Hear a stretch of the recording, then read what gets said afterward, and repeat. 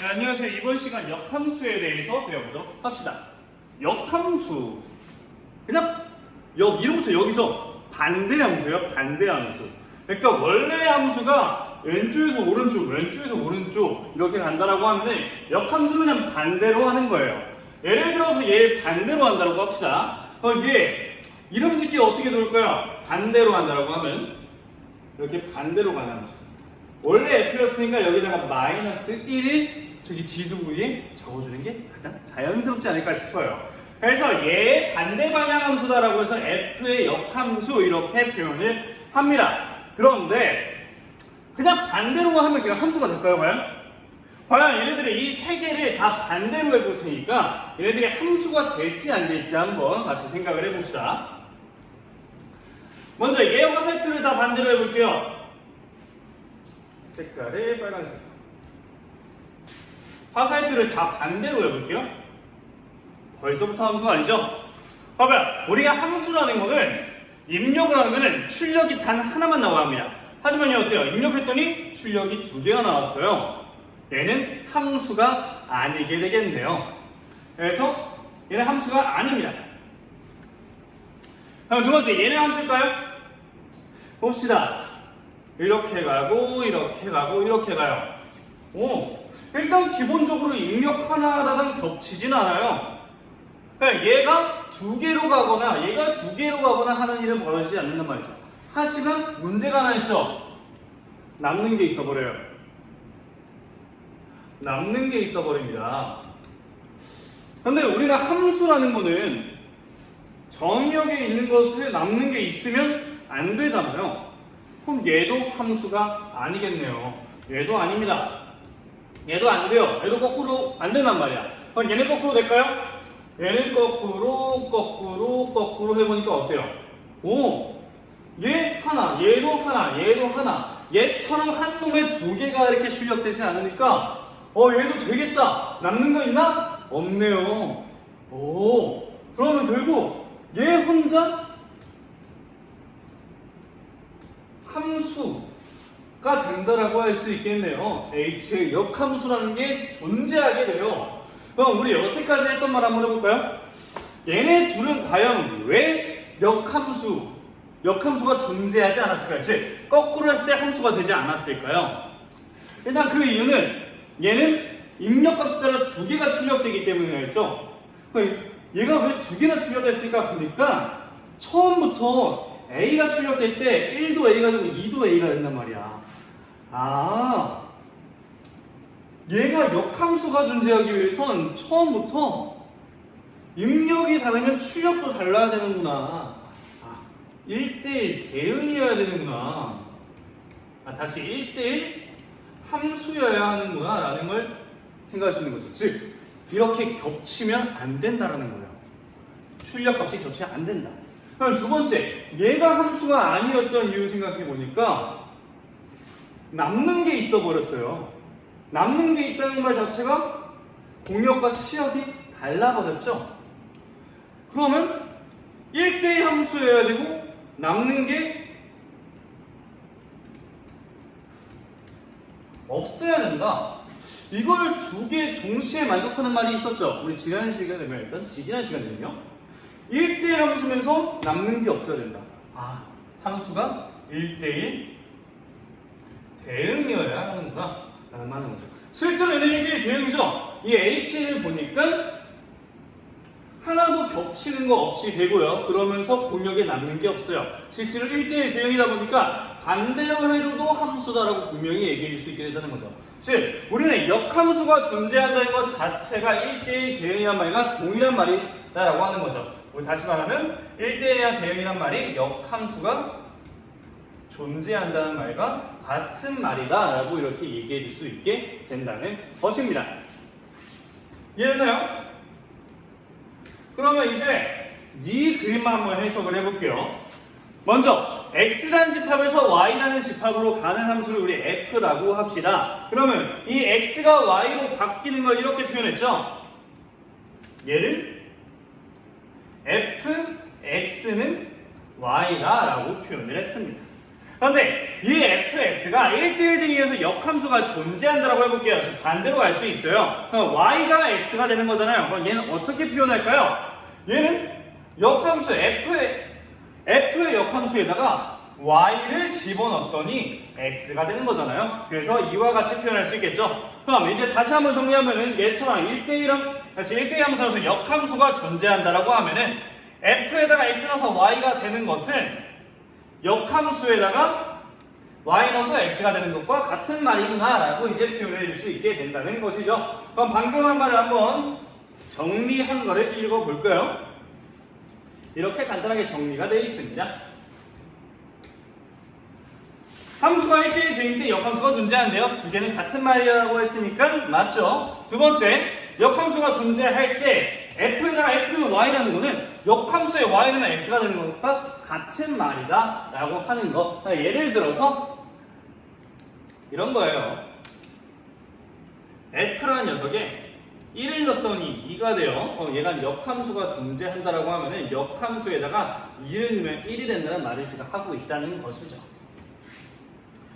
세 번째 한번 볼까요? 세 번째, 원래 함수와 역함수를 합성했더니 항등함수가 된더라 라는 말이죠. 얘는 다시 한번 읽어보면은 뭐다? 얘가 원래 함수와 역함수를 합성하면은 정의역에 대한 항등함수가 된다 라는 말을 하고 있는 거죠. 사실 그림을 그려보면 되게 당연합니다. 당연하기 때문에 여러분들 이거는 여러분들이 한번 직접 해석을 해보시고요. 얘만 한번 설명을 해줄게요. 지금 원래 함수 넣었다가 역함수를 넣는 거죠. 그러면 자기 자신으로 x가 x로 돌아간다는 말을 하고 있는 겁니다. 그럼 그림이 이렇게 그려지겠죠. 원래 함수가 x에서 y로, y에서 x로 가는 게 역함수라고 합시다. 그러면 x는 원래 함수 통해서 y가 됐다가 y가 다시 역함수를 통해서 x가 되는 거죠. 그러면 x에서 처음에서 이 끝으로 가는 게 이 두 개의 합성함수인 f 역함수 동그라미 f가 될 거 아니에요. 그러면 x라는 녀석이 이 함수를 통해서 x가 된다. 즉 f 역함수 동그라미 f에다가 x를 넣었더니 밑에 적혀있네요. f 역함수 동그라미 f에다가 x를 넣었더니 x가 된다라고 이렇게 표현을 할 수 있게 된다는 것이죠. 즉 이 말이 뭐예요? 이 함수는 x를 어떤 x를 넣는 자기 자신으로 돌아가니까 항등함수다 라고 얘기해 줄 수 있다는 것을 지금 이렇게 간단하게 표현을 해준 겁니다. 별말 아니죠 사실? 얘도 여러분이 해석할 수 있게 되겠죠? 얘도 한번 이렇게 그림을 그려서 해석을 하길 바랍니다. 그 밑에 역함수를 구하는 방법에 대해서 한번 얘기해 봅시다. 얘 참 뭔가 더럽게 써져 있고 어렵게 써져 있어요. 하지만 별거 아닙니다. 위에 있는 말들을 한번 여러분이 읽어봐서 해석을 하면 좋겠고 여러분이 한번 직접 읽어보세요. 그럼 이제 간단하게 예를 통해서만 한번 해석을 해줄게요. 우리 이런 y는 fx라는 녀석이 얘가 역함수가 존재한다라고 할게요. 존재하면 구해봐야겠죠. 그럼 구하면 그 역함수라는 건 어떻게 생겼는지 한번 따져볼게요. 그럼 구하는 방법은 이와 같다고 합니다. y는 fx를 x, y에 대한 식으로 바꿔서 이렇게 나타내려. 지금 얘는 y는 무엇 꼴로 나와 있잖아요. 얘를 정리해서 x는 무슨 꼴로 나타내라는 말인 겁니다. 그러면 예를 들어서 y는 3x 플러스 1이죠. 얘를 x는 무슨 꼴로 바꾸래? 그러면 이 1이라는 것을 2항에서 이런 식으로 바꿀 수 있고요. 양변에 3을 나눠서 얘와 같이 바꿀 수 있게 되겠네요. 사실 이렇게 하면 역함수 이미 끝난 거예요. 구한 거예요. 이미 역함수는 구했다라고 볼 수 있어요. 왜냐 보세요. x에다가 y 넣었다. 다시 f에다 x 넣으니 y가 넣었다 라는 말이 함수고요. 역함수에 y 넣었더니 x가 된다 라는 말이 역함수잖아요. 이미 구한 거긴 해요. 하지만 우리가 평소 함수를 말할 때 이렇게 쓰는 이유가 뭐예요? 주로 입력되는 부분에 x를 넣고 출력되는 부분에 y를 넣는단 말이에요. 그런데 이 꼴은 뭐예요? 마치 입력되는 부분에 y를 넣고 출력되는 부분에 x 넣은 거잖아요. 뭔가 이상하단 말이에요. 우리는 항상 보통 함수를 그래프를 그릴 때도 x축에 뭘 능해 y가 무엇이 됐다 이렇게 말하는데 y는 또는 x가 무엇이 됐다라고 하는 게 익숙치가 않으니까 그냥 이 두 개를 위치를 바꿔주자라고 하는 겁니다. 다 보이고 그냥 x랑 y 위치만 바꿔주면 역함수를 구한 것이다 라고 말하자는 거죠. 별거 아니죠? 그러니까 얘를 x에 대한 꼴로 바꿔요. 얘를 이항시켜서 x는 무엇이다 꼴로 바꾼 상태에서 얘가 지금 상태는 y에 무엇을 넣었더니 x가 됐다 이런 형태니까 좀 불편하니까 얘 두 자리를 위치를 바꿔주자. 그러면 x 넣어서 y가 됐다라는 이런 꼴이 될 것이다 라고 하는 거죠. 끝입니다. 그럼 결국 가장 중요한 건 뭐냐? 역함수를 구한다는 것은요. x랑 y를 서로 바꾼다만 기억하시면 된다라는 거예요. x랑 y를 바꾼 다음 y는 꼴로 변경해도 되는 겁니다. 얘만 하면 돼요. 끝입니다. 그러면 우리 역함수를 구했으니까 우리 항상 함수에 따라오는 건 그래프잖아요. 그럼 역함수의 그래프는 어떻게 그릴지 한번 생각을 해볼게요.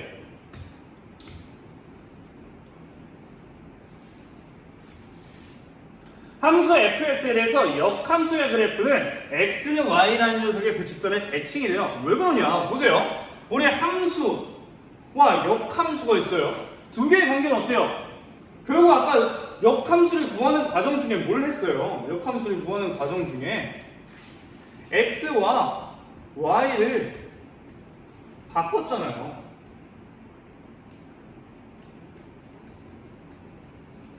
x랑 y를 바꾼다는 게 우리 옛날에 배웠던 대칭이동 생각해보세요.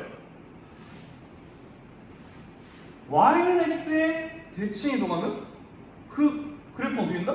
x랑 y 자리만 바꾼다. 그러면 x랑 y 자리만 바꿨으니까 얘는 그냥 처음부터 y는 x에 대칭이동한다 라고 생각할 수 있다는 거죠. 보세요. 그러니까 이 식이랑 x랑 y 자리만 바꾼 거라면서요. x랑 y 자리 바꿨으면 대칭 이동해야죠. 그래서 원래 함수가 이렇게 생겼으면 얘를 대칭 이동하면 역함수다 라고 말할 뿐인 겁니다. 별로 어렵지 않죠? 여러분들 여기까지가 일단 역함수에 대한 간단한 개념이고요. 물론 항상 말하자면 디귿 형상은 되게 간략하게 따라따라 바로바로 설명하니까 이해가 안 될 수 있어요. 꼭 질문을 하시길 바랍니다. 어딨지?